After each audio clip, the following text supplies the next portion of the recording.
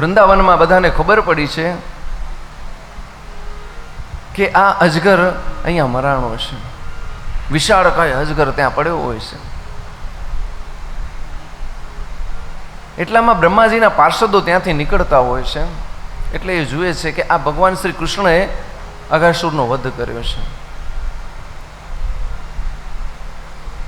એટલે એ આપસમાં વાતો કરતા હોય છે કે કૃષ્ણ ભગવાનની લીલાઓ તો જો કેવી છે. ક્યારેક એમણે વત્સાસુરને માર્યો છે, ક્યારેક બકાસુરને માર્યો છે, અને અત્યારે આટલી નાની ઉંમરમાં એ લાલાએ અઘાસુરને માર્યો છે. ભગવાન સ્વયં નારાયણ કૃષ્ણ બની અને શું બાળ લીલાઓ કરે છે. એટલે બ્રહ્માજી કહે છે કે કોણ કૃષ્ણ? બ્રહ્માજીને મોહ થઈ જાય છે. તમે એ સાધારણ બાળકને નારાયણ ન કહો, એ તો સાધારણ બાળક હશે અને અજાણતા વાછડાને મારી નાખ્યો હશે, એના હાથે બગલો મરી ગયો છે અજાણતા, આવું થઈ શકે. એટલે બ્રહ્માજીના પાર્ષદ કહે કે અઘાસુર બહુ વિશાળકાય હજી પણ એ વૃંદાવનમાં પડ્યો છે, તમે જોશો એટલે તમને ખ્યાલ આવી જશે કે આ અઘાસુરને મારવો એ કોઈ સાધારણ બાળકના કામ નથી, એ ભગવાન નારાયણ છે. એવું એ નારાયણ છે. બ્રહ્માજી મોહિત થઈ ગયા હોય છે એટલે એ વૃંદાવન આવે છે કે જોઉં એ કૃષ્ણ કોણ છે અને કેવી એની લીલાઓ છે.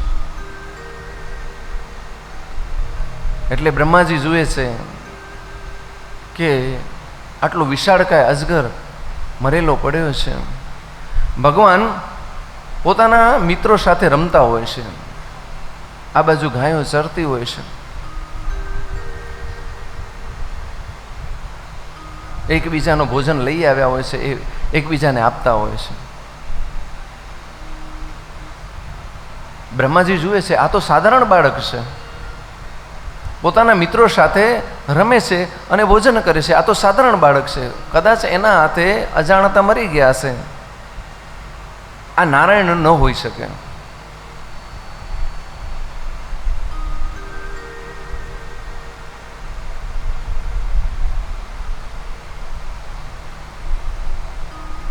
એટલે બ્રહ્માજી માયા કરે છે. ભગવાન જ્યારે પોતાના મિત્રો સાથે જમતા હોય છે, ભોજન કરતા હોય છે, એટલામાં બ્રહ્માજી જે વાછરડા અને ગાયો હોય છે એને લઈ જાય છે.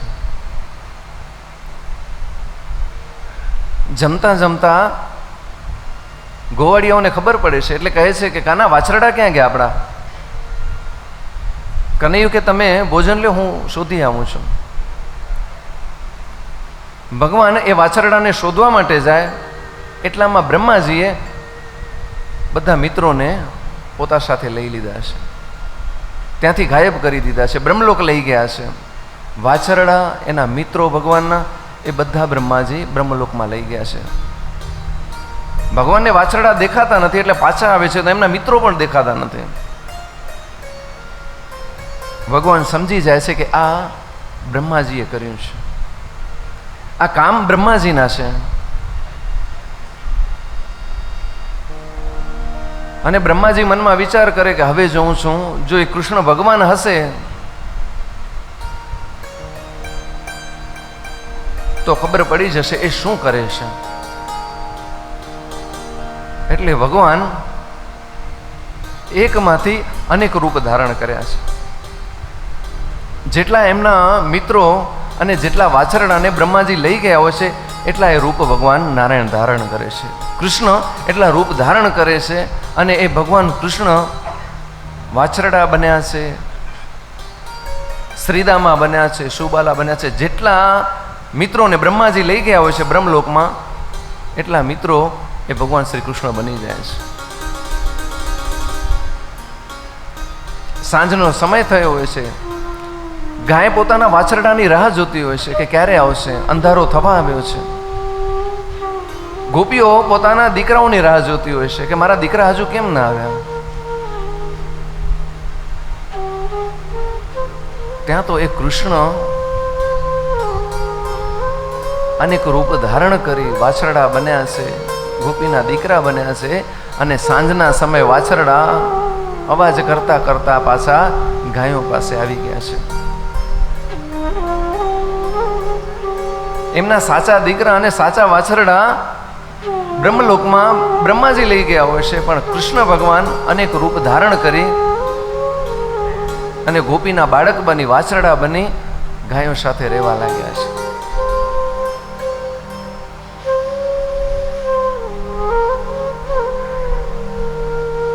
પૂરો 1 વર્ષ વીત્યો છે, ત્યાં સુધી કોઈને ખબર નથી કે આ ભગવાન કૃષ્ણ વાછરડા બન્યા છે અને ગોવાળિયાઓ બન્યા છે. ગોવાળિયાઓને માતાને અચાનક પોતાના દીકરા ઉપર સ્નેહ વધી ગયો છે. એ પોતે વિચાર કરે કે મને મારા દીકરા ઉપર અચાનક પ્રેમ વધી કેમ ગયો છે, સ્નેહ વધે કેમ નહીં. નારાયણ એના દીકરાનું રૂપ લઈને આવ્યા છે. ગાયો વાછરડા માટે જે દૂધ હંમેશા આપતી હોય છે એનાથી વિશેષ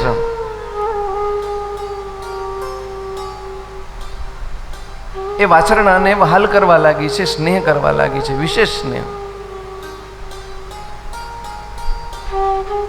બરોબર 1 વર્ષ વીત્યો છે એટલે બ્રહ્માજીને થયો કે ચાલ હવે જોઈએ હું કે કૃષ્ણની શું પરિસ્થિતિ થઈ છે. કારણ કે આટલા બધા બાળકો છે નહીં, વાછરડા છે નહીં, એટલે વૃંદાવનની અંદર હાહાકાર થઈ ગયો હશે.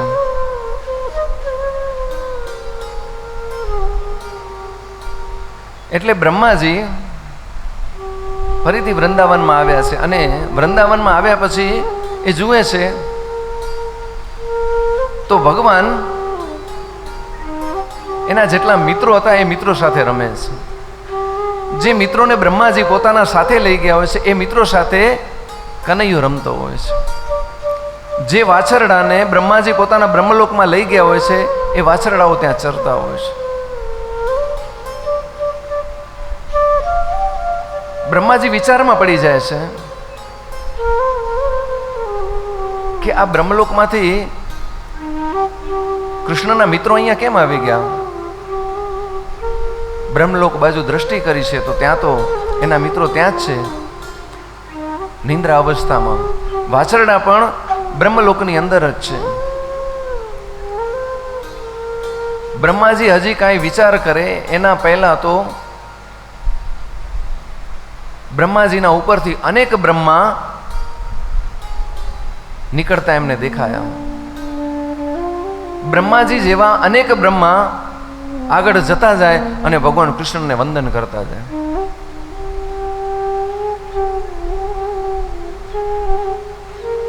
બ્રહ્માજી મોહિત થઈ ગયા કે આ શું છે, મારા જેવા આટલા બધા બ્રહ્મા અને એ બધા ભગવાન શ્રી કૃષ્ણના શરણે જાય છે.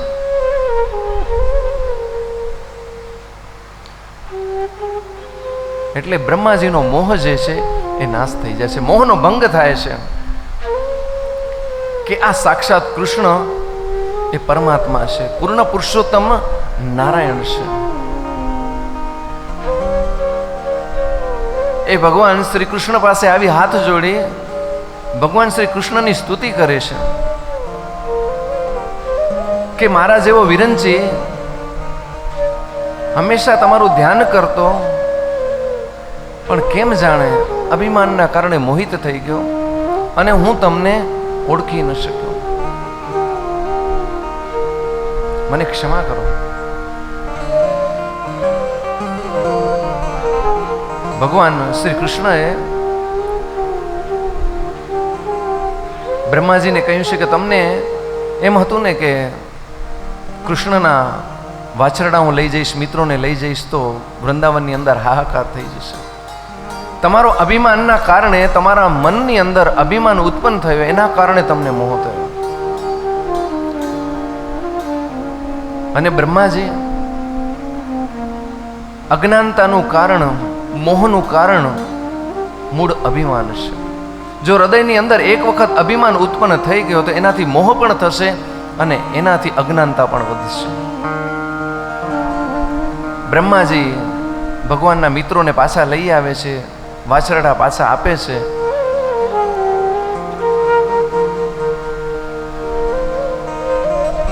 અને ફરીથી બ્રહ્માજી જેવો જુએ એટલે જે પરિસ્થિતિમાં બ્રહ્માજી પ્રથમ વખત આવ્યા હોય છે કે ભગવાન ભોજન લેતા હોય છે, વાછરડાઓ ચરતા હોય છે, ગાયો ચરતી હોય છે, એ જ પરિસ્થિતિ જાણે સમય ત્યાંનો ત્યાં જ છે.